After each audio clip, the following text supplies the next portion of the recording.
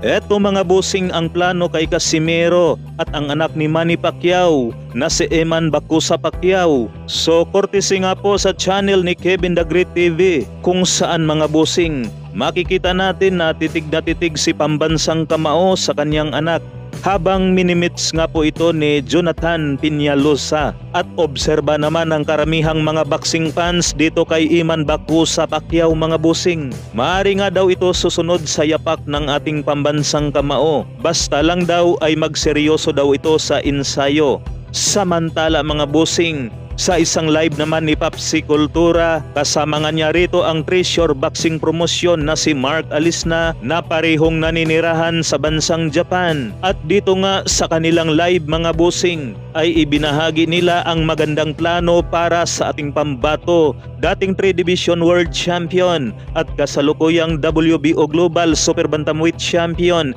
General Cuadro Alas Casimero. Ito ang kanilang usapan mga bossing. Wala, huwag kayo maniniwala sa mga nagko-comment, mga nagpo-post na dahil sa sinabi ni Champ na hindi siya nag-training maigi nawala na si Inoue. Nako, niloloko ng mga tao na yung sarili nila. Yung sinasabi nila na because of the sa bagay, ganun talaga kasi pag wala kang bilang, ganun talaga kapag wala ka, hindi ka kasama, tablado ka pag hindi ka pinapapasok sa mga venue. Ganyan talaga pag ganyang klaseng tao ka. Masasabi mo na lang mga masama, mga negative na lang. Pero hindi dahil dun sa walang pakialam yung post-fight interview niya sa mga plano sa kanya na sunod.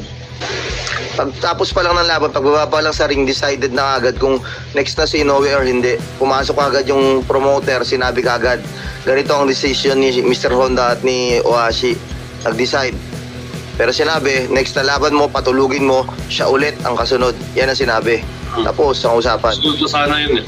Dapat kasi sunod na. Sinabi kasi, kung pinatulog niya si Inoue kay Tabales. Yun nga. Yun. Pero sinabi, kung Uguni daw, pinatulog ni Chang si Uguni that time. Sinabi talaga yun nung pumasok. Akit pa sa ring. Akit talaga yan sa ring si Mr. Honda, kakamayan siya. Tapos pipirmahan na nila na kumaga gentleman's agreement or kahit anong agreement yan. Next na talaga si Casimero kay Inoue. Yan yung kabaliktaran nung sinasabi ng mga walang alam sa boxing na sila SB na sasabing malabo mangyari, walang Inoue. Ayun na nga naka-ready na. Nagkaloko-loko lang dahil dun sa nangyaring headbutt na yan. Hindi natin pwede sabihin na sa stamina or something, hindi naman natapos yung laban eh. So, hindi natin alam ano mangyari. Diba? Paano kung may second win siya nun? Paano kung mapatulog niya yun? Mas maganda yung ipakita niya by 5 rounds. Marami nangyaring ganyan ng boxing kaya hindi mo pwede sabihin na hindi natin alam kung hindi nangyari. Sa kabilang dako naman mga bossing, ating kababayan WBO International Judge na si Edward Ligas. Napalaban nga po ito ng kimbutan sa ibang lahi mga bossing. At hataw na hataw bigay todo rito si Edward Ligas.